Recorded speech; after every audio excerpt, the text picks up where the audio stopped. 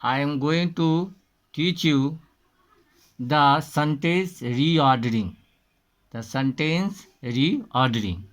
In this exercise, some jumbled words or phrases are given. You are to arrange them to perform a meaningful sentence. उसमें कुछ words दिए जाते हैं और तुम्हें जो है उनको सही से सजाकर एक मीनिंगफुल सेंटेंस बनाने के लिए कहा जाता है कि आपको ए meaningful sentence has the correct grammatical structure. So words in a sentence must be so arranged that they convey the sense which is sought to be conveyed, जिसकी ज़रूरत है. The placement of the subject and the part of the predicate must be logical, grammatically correct. Example में हम यहाँ लेते हैं and, guide, friend, Mohan, my, is, best. तो हो जाएगा फर्स्ट ऑफ ऑल इसमें हम लोग सब्जेक्ट को चूज करेंगे, है ना. Find out the subject first. तो हो जाएगा यहाँ मोहन क्या हो जाएगा, सब्जेक्ट हो जाएगा. Mohan is my best friend and guide. उसके बाद तब फ्रेज चुनना है, तब ऑब्जेक्ट चुनना है. जैसे हिम, रिटेन और लेटर, हैव, आई. तो सबसे पहले इसमें सब्जेक्ट क्या हो जाएगा, आई हो जाएगा. I have written him or letter. I have written him or letter.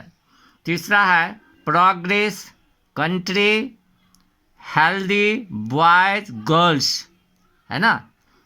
Remain, unless, no, can, and हो जाएगा.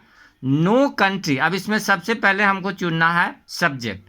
तो हो जाएगा नो कंट्री. नो कंट्री इसमें क्या हो जाएगा, सब्जेक्ट हो जाएगा.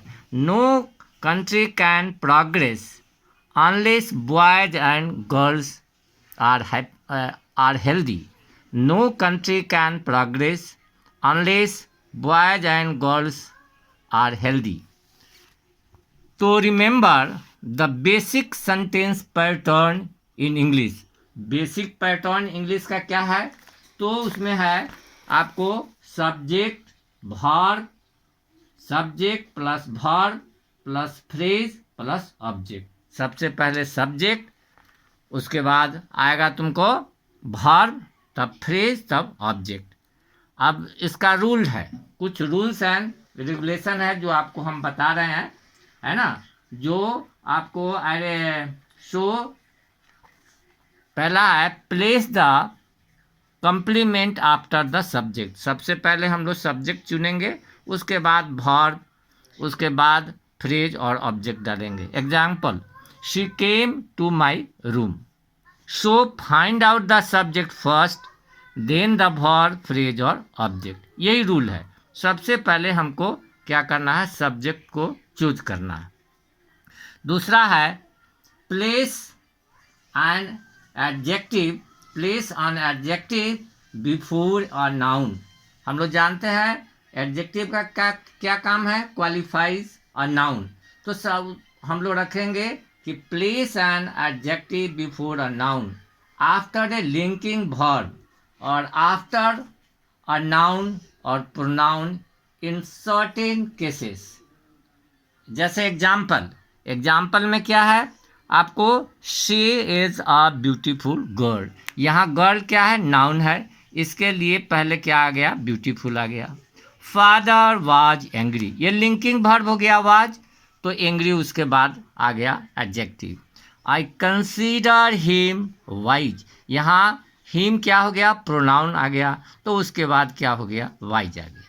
तीसरा रूल है कि प्लेस एन एडवर्ब और frequency always, never, seldom before the main verb, है ना. मेन वर्ब और after the helping verb.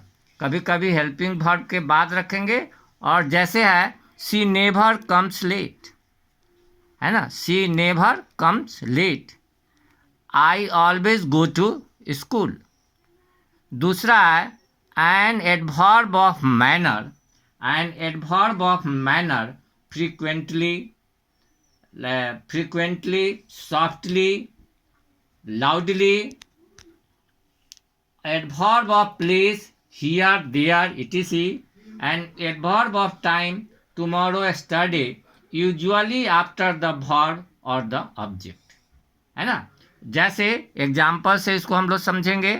She spoke loudly, यहाँ स्पोक वर्ब है, उसके बाद आया शी स्पोक सॉफ्टली.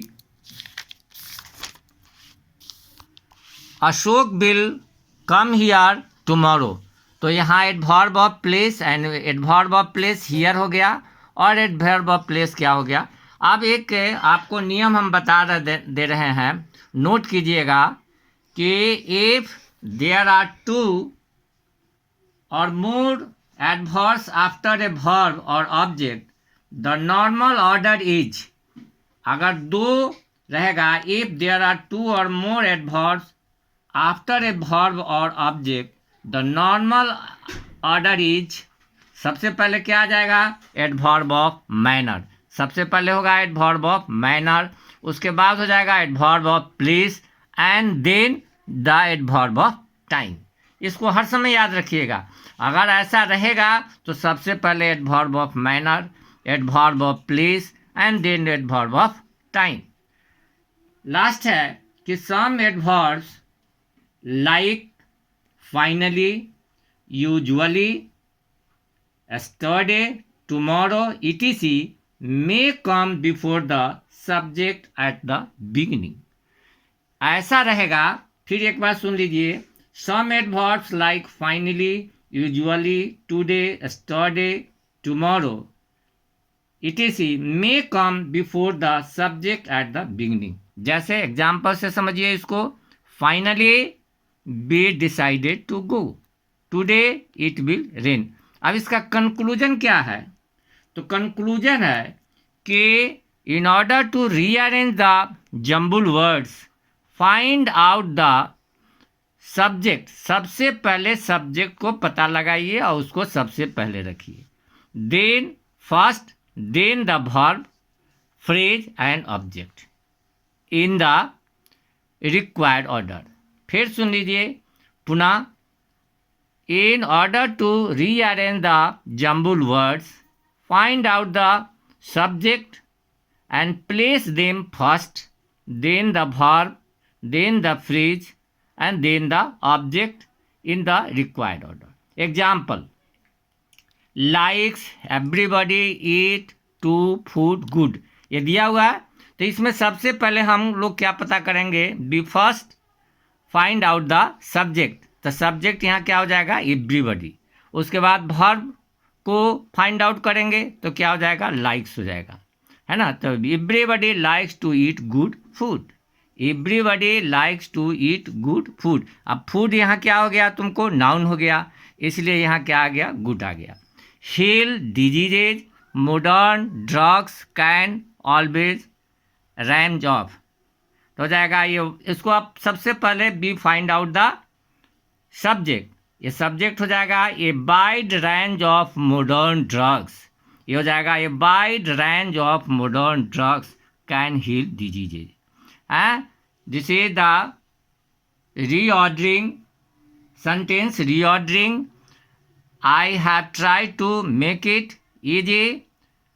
आशा है, I hope you will like it.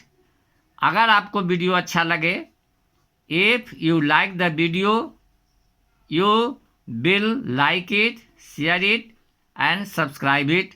सब जगह फैलाइए, अपने भी समझिए और अपने साथियों को भी समझाने का प्रयास कीजिए. मैं समझता हूँ कि आप वीडियो समझकर जम्बुल वर्ड्स को आप आसानी से हल कर लीजिएगा, सॉल्व कर लीजिएगा.